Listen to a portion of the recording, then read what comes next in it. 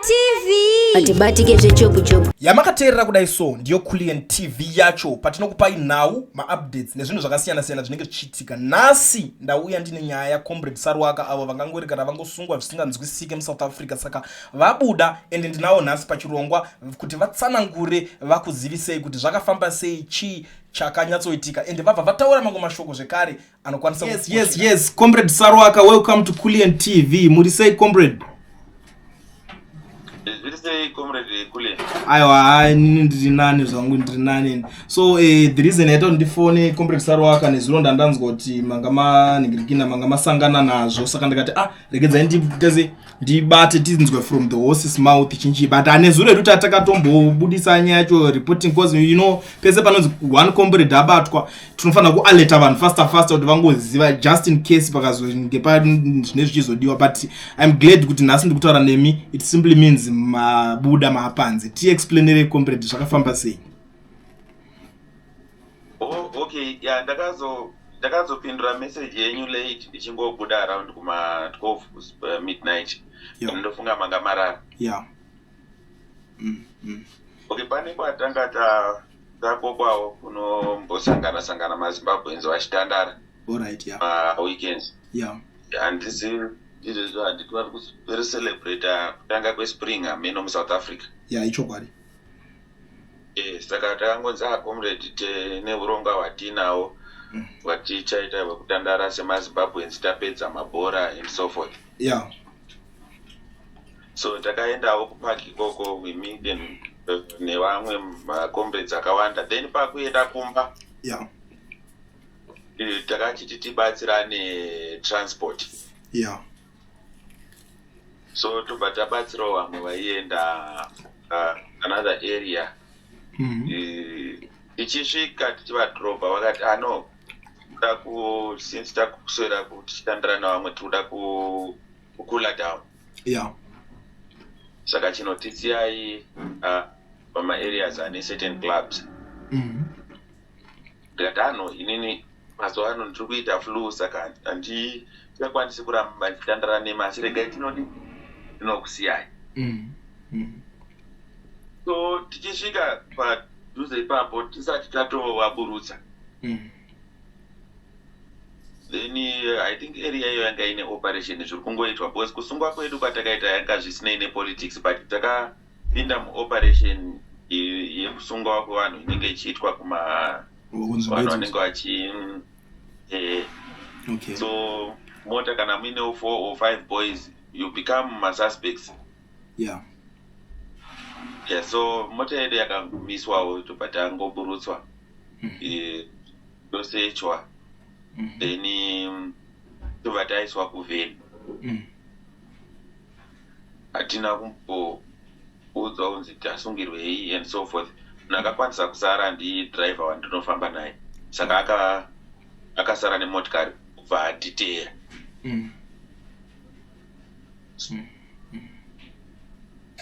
Kutosvika mota dzirikuuya nevanhu dzakatowanda, lot of Zimbabweans ikoko nevamwe maNigerians, then we knew kuti this is operation iri kuitwa. And you know kuti kana vanongonhonga mukanhongwa mukati, nyaya yemapapers inobva yaraiza. Alright. Alright. You see? Yeah, ndaibata nyaya yacho. Alright. Yeah. So nenyaya yekuti takawanda takatanga kugurupwa tichiiswa muzvima room taigona kupinda kana muri 12 imomo, because muchispace chatainoiswa tatawandisa. Yeah, then vanozokuteerai wakuita follow up manje makuchienda pacharge office makuda kuti mubhukiwe kana muine mhosva, because handiti vanenge vakutotanga kutsvaka kuona kuti chiri kutora nzvimbo manga muchiite time yamasungwa kana manga muine zvamuinazvo, then mapepa otariswa. Alright. Saka isisu kwedu vakazokwanisa kuti atenda kuma 4. Yeah. Yeah. So what I attend, I think ndanga ndine about 4 boys dzandanga ndinadzo. So I just read ndikaenda pane police station ndim matisunga pakati anga ndine vakomana 4 so tatiuya kuzovadropa so vatangokwanisa kutaura on behalf of everyone any kwakuchingoitawo cover up then papa ino 1 or 2 wanga vasina lucky enough vanozokwanisa kubvunzwa because ndakabva tangotaura as a group. Alright. Saka ndopa vakazongotarisawo mapassports edu then they see kuti ano ari right so they thought kuti tese tiri for mapassport ari right ndo kuzoiliswa kwatakaitwa. Alright.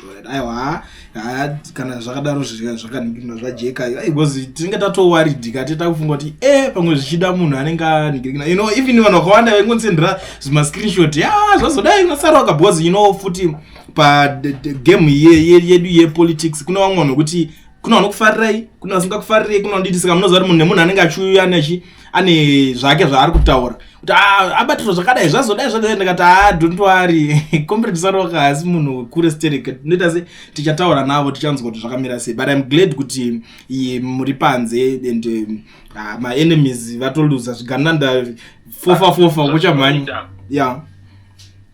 zvazvinoita ndezvekuti I noticed because kudzimwe nzvimbo dzatinogara yes zvinhu izvozvo hatinyanye kusangana nazvo but ndiri kuona kuti kunogara ruzhinji rwemazimbabweans vari kusangana nemachallenges iwayo everyday. Imagine kuti unongopinda paarea yekuti wabuda mumba uchiti regai ndimbondokula down ubva watadza kudzoka.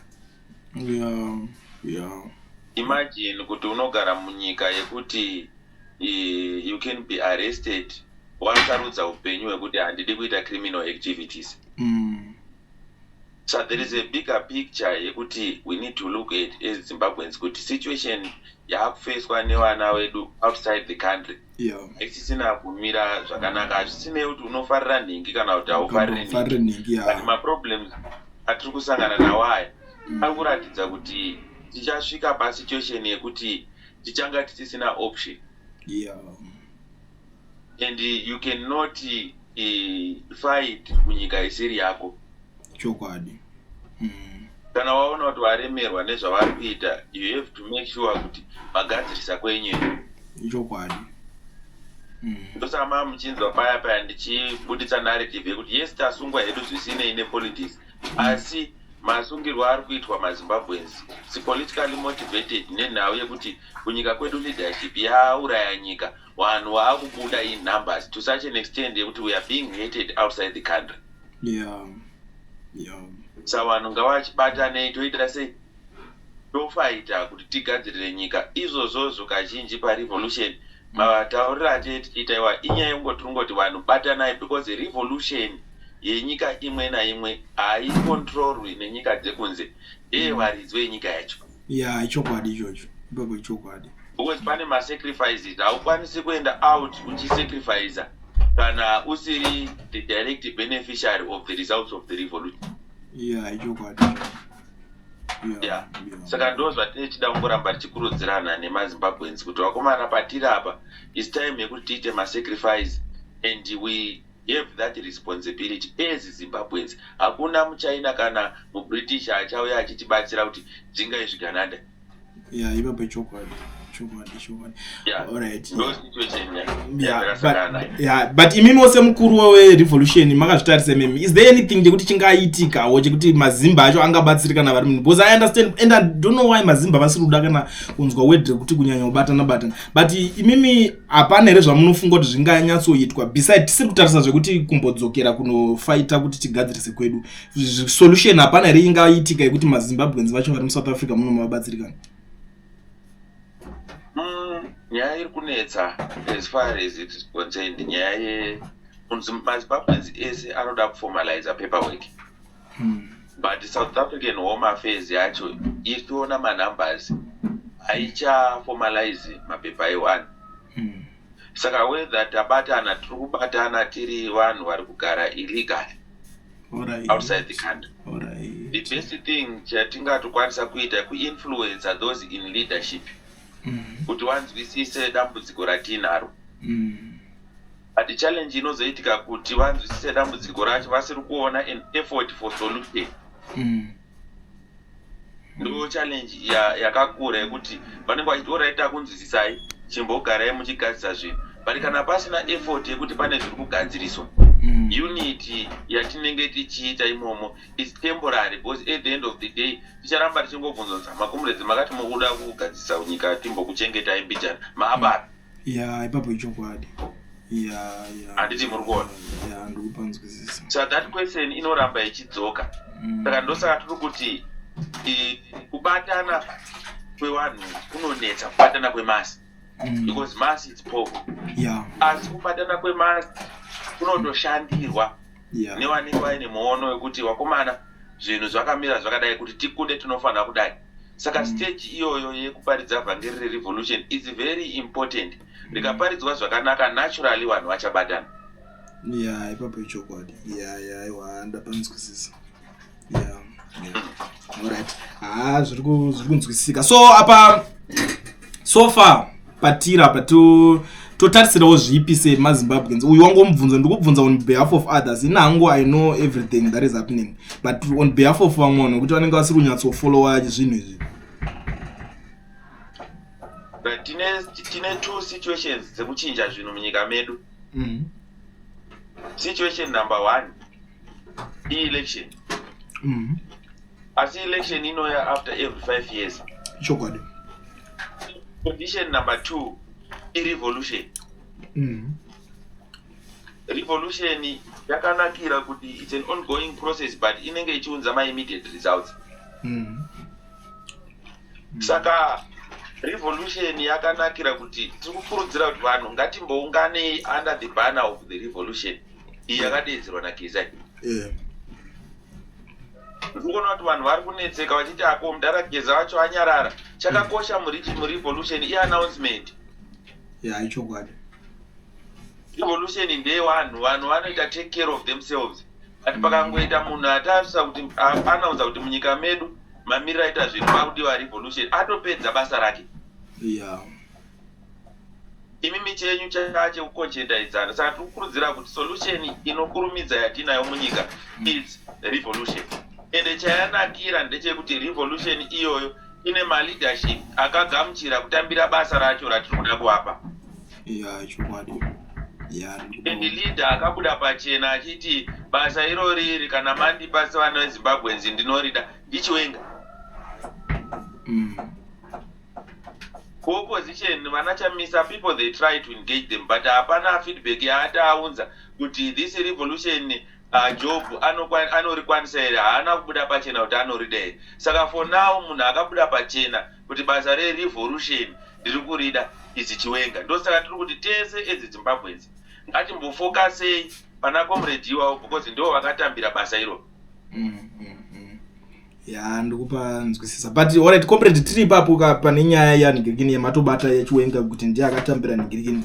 But imi makazvitarise apadi here kuti iye chiwenga uchanga achibudawo achitaura wachidirecta vanhu kana kupawo announcement kuti vanhu kana signal zvayo like zvavakamboita kudhara 2017 paipai. Signal ari kupaka. Mudhara is speaking every day.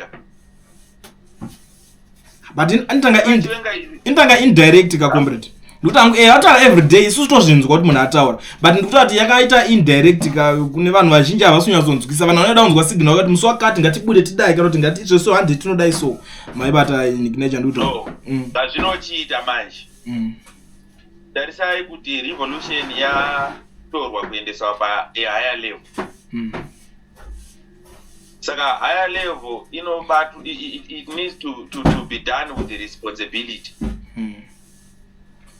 Ndosaka muri kuona kuti proposal points aitariswa vanhu vachiinvitwa kunzi tungamira revolution, vanhu vane chiremerera chekuti vane rutsigiro rwavanhu, vana chiwenga ivavo, vana chamisa ivavo, ndo vanhu vaiapproach. Saka pakatanga vanhu kutaura kuti vakomana honai looting iri kuitwa munyika nyaya yezviganani. Chiwenga took the message obva aita read the Riot Act. Achi-amplify a voice rewan. You get it? Number 2, pakatanga kutariswa kunzi nyika yakuitwa privatization under Mnangagwa dynasty. Handiti Chiwenga came out akataura kuti no nyika ndeye munhu wese. Iyi nyaya yekuti munoda kugovana muri washoma pasi nayo. He was amplifying the people's message. Right, yeah. Pakatanga kupushwa nyaya ye-state capture through the ZANU-PF Tagwirei achida kupinda mu-Central Committee ne-backdoor. Chiwenga came out openly akamubutsura akati hakuna munhu anopinda pachiremerera chevanhu ne-backdoor, unofanirwa kutopinzwa nevanhu, and Tagwirei was kicked out.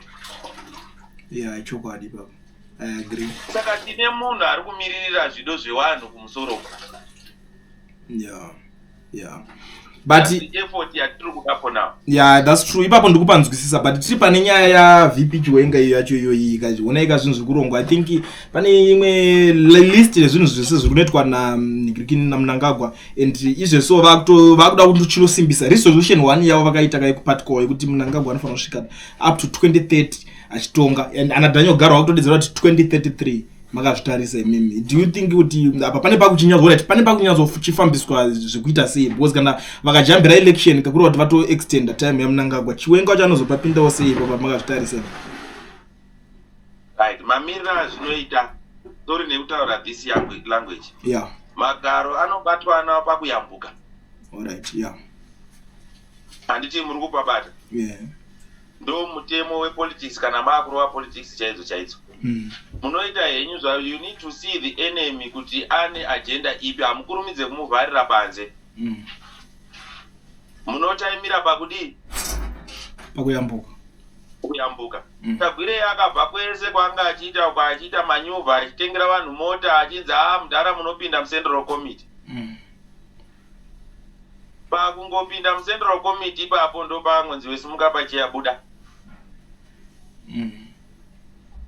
Ndo pari important. Saka vanagarwe havarambidzwi kuukura vachitaura zvavari kutaura izvi. Even nguva yaMugabe pana vaiti Mugabe achatonga ari pawheelchair. Yeah, ichokwadi izvo. But issue iripo ndeyekuti are they achieving pakuyambuka, ndo pari very important. Izvezvi vaiita mameetings kuPrecap Farm Comrade Kulendi kana muri kufollowa. Every meeting yanga yakunzi yakuitwa kuPrecap Farm yabviswa from the government circles. Yeah, that's true. Izvezvi haichaitirwa kuPrecap Farm kwacho kwakupisa yakuitirwa outside the country. Yeah. Kunana eSwatini. Yeah, that's true. Ndo kwaakudedzana nezvigananda zvake, which means kuti territory ground rakasunga. Yeah. And harikungosunga rega. Ndosaka mainzwa Geza achiti chimirirai muone action muchanakirwa. Yeah. Zvikuitika izvozvo, butsurana kwavari kuita Central Committee, vana Machakaire vakutaura kuti no vakomana taimboramba kuti ZANU-PF yakanaka, vanhu vari kudistribhuta madrugs vamwe vedu muZANU muno, vanhu musatichorewo batanaiwo neni taremerwawo because vamwe vedu ndo vari kudistribhuta madrugs. But papoint iyo yamachakaire imimi makaona kunge iri effective kana kuti tinogona kunge tikurwa 10 noti comrade apa takati pakutaura chokwadi, because iye kana ari kuziva kuti vakuru venhikirikinika zvanga zvisiri wise kuti Machakaire sinzi ari munhu ane proof nezvinhu zvakutaura ungonanga kana kupolisi yavo kutaura kuti nhiki nanhiki ndovanotengesa madrugs, sinzi chiri chinhu chekuti pakutobudiswa mari vachiti say no to drugs iyo vachiziva kuti ndanana ari kupaisa kudana. Right, simba rakuvanhu verevolution kwete kunana Machakaire. Alright. Saka kutobudawo vachizvichenesa kuti handisi involved inhau yekuti munhu akungozvipositionawo kuitira kuti patichaita read the Riot Act anga ari kusaidi revatsvene, because judgment night is coming. Yeah, that's saka true. haasi kutaura kuti aseve any purpose, ari kutaura kuti azvipositionawo kuti vakomana ona inini handisi involved madrugs asi vamwe vedu ari madrugs, tinomboti at least wakataura nguva yacho iripo.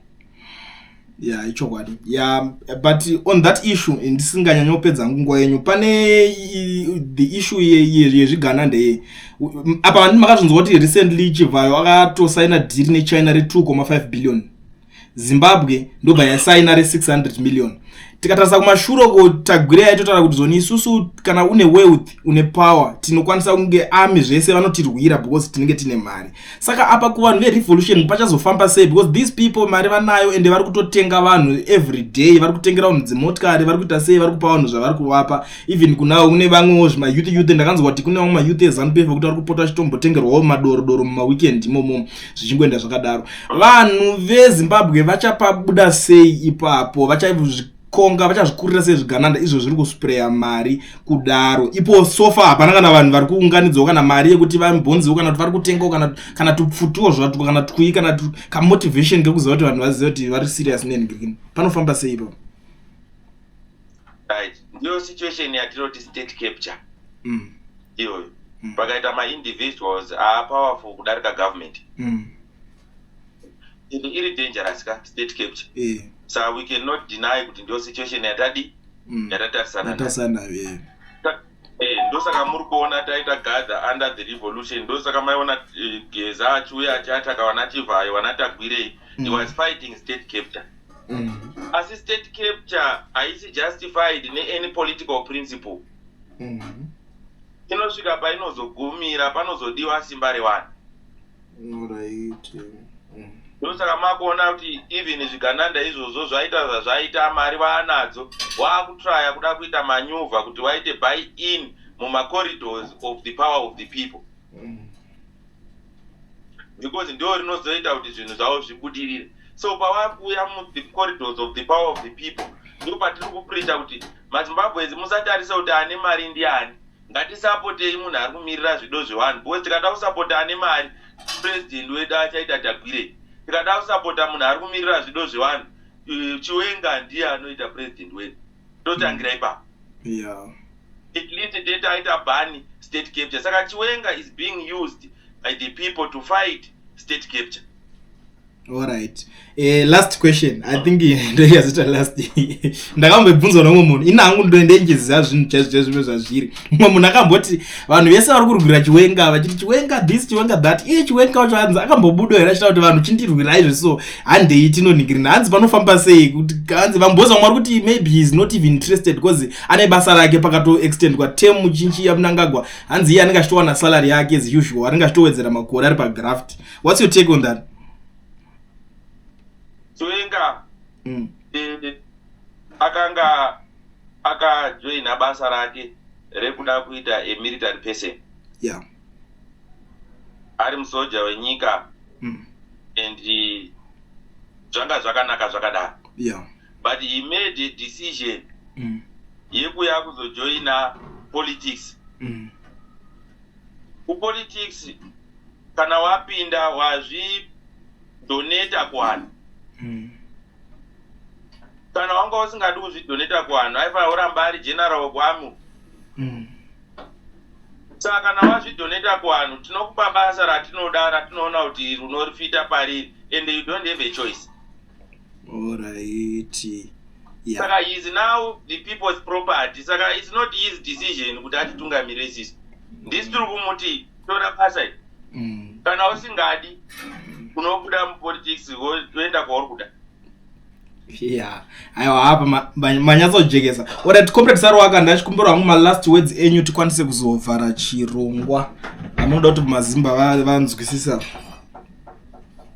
Vangeri takaparidza. I think the last words andingangotaura ndedzekuti pamberi nerevolution. Alright. Thank you so much. Thank you so much comrade Saruwaka. Muve nezuva rakanaka. Aiwa tinotenda nemiwo. Alright, sharp. So that was comrade Saruwaka panapa muri Zimbabwe. Ndanga ndauya ndakakubatirai ndinavo tichitaura nyaya dzinenge dzichiitika. So without wasting much of your time, ndoda ngozivisa vanhu kuti kana uchingori muSouth Africa uchida kuregistrwa company vavhurwa FNB business account, batai education research yana Owen ndo vaiga unogona kuitira zvinhu izvozvo ende musaswere muchinetsekana imimi izvo so kuti ndoita sei kuti ndivhurirwe zvinhu izvozvo muSouth Africa iwe une passport iri valid. Garai maenda munobatsirwa ipapo. Musasaite zvekuisa mari muaccount evanhu muchinzi uende kuisira mari mazuva ano zvaakutyisa munhu anogona kukutiza nemari yacho zvikazoshaya basa. Saka zibeta kuti ugare wanoengage education research vokuitira vokurejistera company yako vokuvhurira FNB business account. Zvinhu zvinofamba zviri package because ndoziva kuti vaZimba munonyoda mashortcuts terek no zvinhu izvi ndo process yazvo mafambiro azvo. Saka vabatei azvidhure zviri affordable as long as iwe uziva kuti unongosangana nemari zvinhu zviri nyore nyore. Saka garai mataura na Owen ipapapo.